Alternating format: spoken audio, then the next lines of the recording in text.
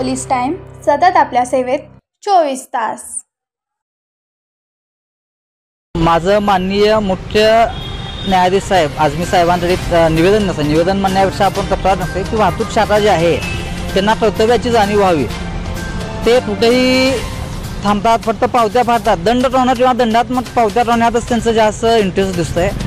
त्यांना जी ड्युटी आहे त्या ड्युटीचं त्यांना भान नाही आहे।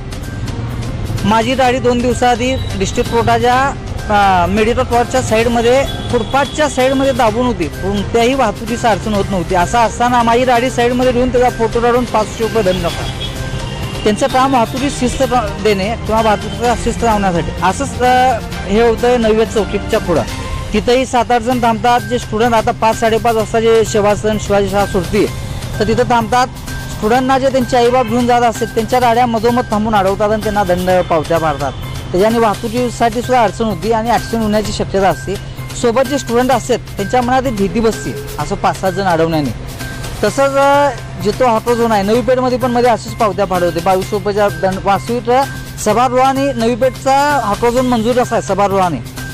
त्याच्याने सभागृहामध्ये एखादा विषय मंजूर होतो तेव्हा ते कायदा होत आहे। आणि ती नवीपेठ ही बाजारपेठ आहे, हायवे नाही आहे किंवा वाहतुकीचं हे नाही आहे। ते तिथं येतात कोर्टापुढं। तर कोर्टात सध्या बांधकाम 110 कोटीचं बांधकाम आहे। नवीन कोर्ट बांधण्याचं बांधकाम असल्याने ॲडव्होकेट सहित हायवेच्या गाड्या कोर्टाच्या दोन्ही साईडने थांबतात।